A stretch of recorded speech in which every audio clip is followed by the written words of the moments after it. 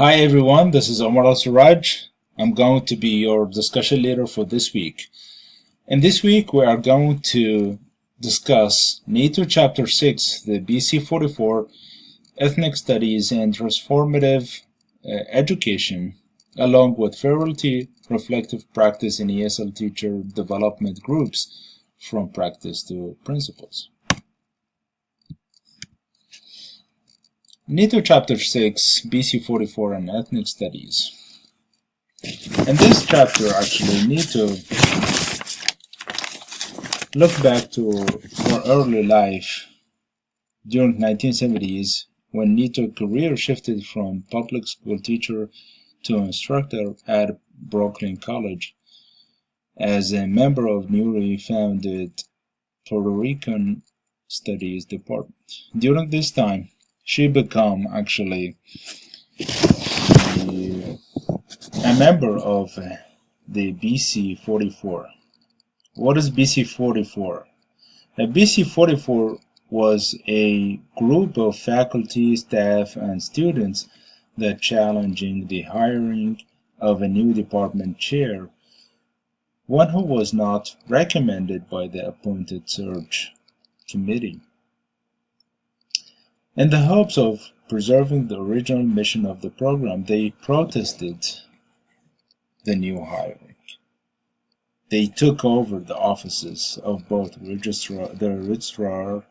registrar and the university's presidents. 44 of the protesters were arrested at that time,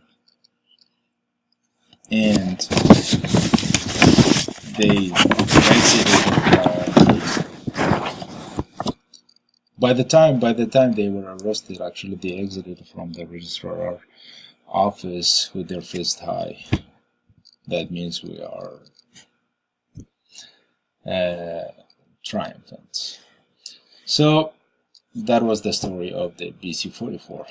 She represented herself as an activist, and she notes that it was a crucial time for social activism. Actually, that time, during 1970s, I was not even born yet. But at that time, a change was really necessary to be implemented for all of these like social injustices in our world. And she was also a key participant by creating a culturally relevant, rigorous, and bilingual curricula. She participated in creating that curricula that was like implemented in her department. In this slide, actually, I mentioned the outcome. The outcome of that protest did not come like in vain. They were standing up, protesting, struggling change or struggling for change. Then the outcome of that struggle was the triumph. There were like a couple triumphs that I mentioned in this slide. Number one, because of the students' protest in the late 1960s, the CUNY, the City University in New York, implemented an open admission policy in which any students with adequate grades could attend one of the CUNY community colleges or four-year colleges.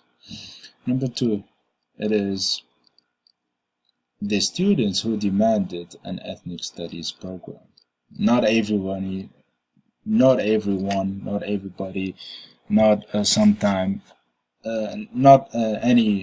from outside the college. Actually, they wanted that change. They wanted that program, African American and Puerto Rican faculty and staff to be hired. They wanted these people to be hired, and also they wanted an end to the Vietnam War. So they were asking for a bigger actually thing at that time was the Vietnam War and the end to the struggle of the African American, the Puerto Rican, and the other marginalized people.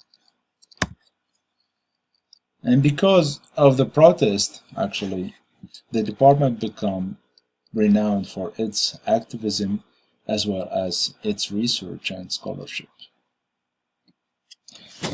Also, increasing diversity, which leads to the way to a new name. By the increasing of the diversity in the department, a new name was about to come. Actually, they named it the Department of Puerto Rican and Latino Studies, which makes sense for them to put that name for their department. Number 4, one of the greatest results of this movement was in bringing the stories and experiences of the marginalized people into core content in higher education programs. Some takeaways from this chapter: ethnic studies are fundamental for all students regardless of their identities.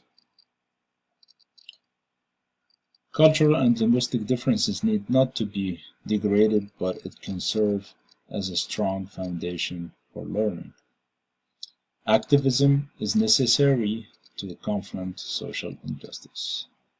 Like, it's really necessary to stand and against those injustices and ask for change. No progress without sacrifice. As we saw from this chapter, they've been arrested, they've been treated really bad. They stayed for a long time in the registrar office, like for 3-4 days, with their kids, with their clothes. So they were like doing without sleep. They were sleepless at that time.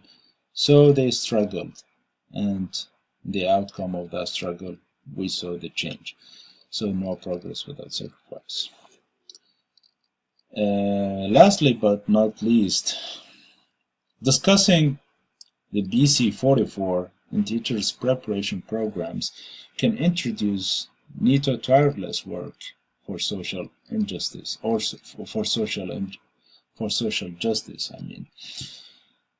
So that tireless work for social justice can encourage novice teachers to work with their students to address injustice issues in their schools and their communities.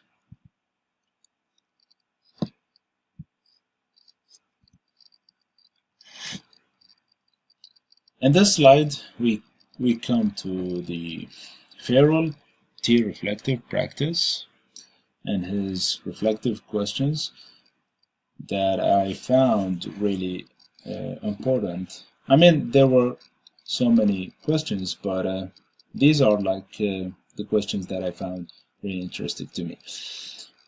Number 1, what does reflective practice mean to you?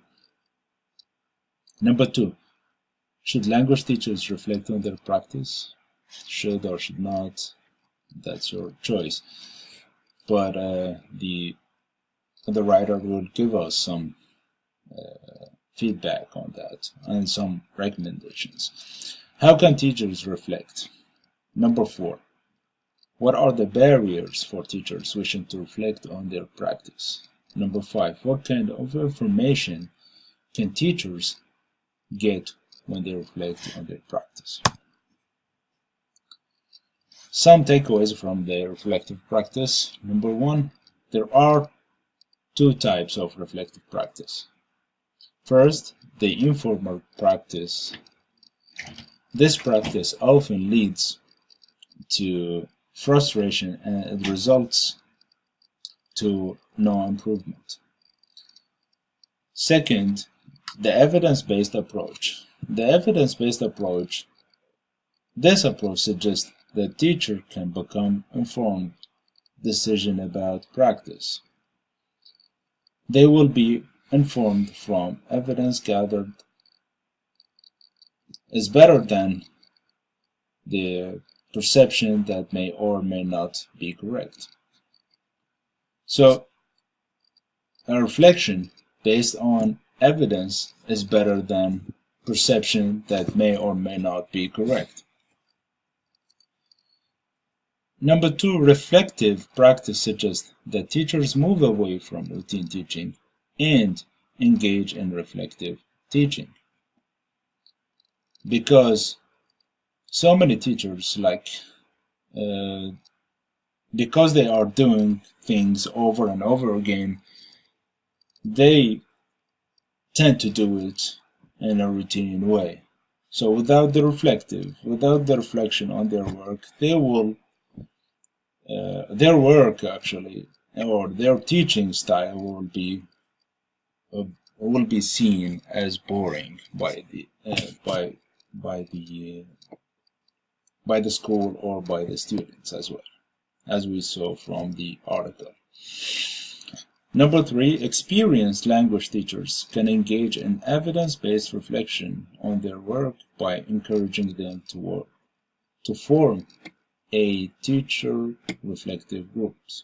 If you cannot do it yourself, the writer recommend to do it in a group of teachers, and which is really better than you do it yourself. We have further knowledge on this slide. So in order to understand how teachers approach their work, it is necessary to understand the rules, beliefs, and principles they operate from.